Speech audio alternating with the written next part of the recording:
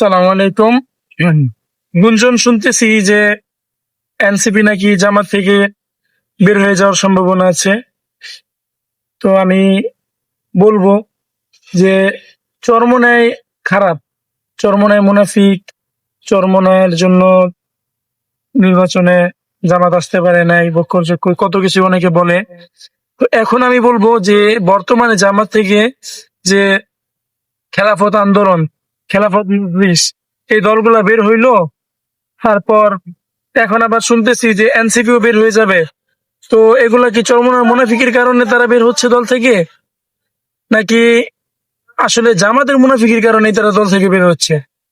দেখেন, আপনি আমার দলে আছেন বা আপনি আমি একটা জোট, অর্থাৎ আপনি আমার ভাই। তো আপনি যখন মার খাবেন তখন আমি আমার দায়বদ্ধতা থেকে হলেও আমি আপনার পক্ষে কথা বলবো।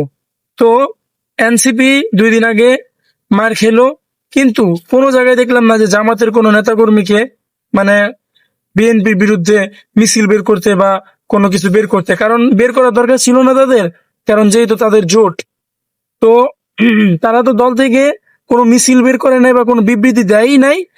উল্টা আজকে জামাতের সেক্রেটারি, যে ছাত্র শিবিরের সেক্রেটারি, সে বলতেছে যে কি, যে এনসিপি বর্তমানে বাংলাদেশে মানে চুষে বেড়াইতেছে, যে জামাতকে জুলাই মাসে একটু ডাউন করার জন্য, আর এনসিপি জামাত থেকে একটু উপরে ওঠার জন্য। এগুলো কোনো মেধাবী মানুষের কথা হতে পারে? এগুলো তো কোশ্চেন গেল কোনো মেধাবী মানুষের কথা হতে পারে না। এগুলো একমাত্র যে বেকুব তার এগুলো এই কথা। তো আপনারাই মতামত জানাবেন।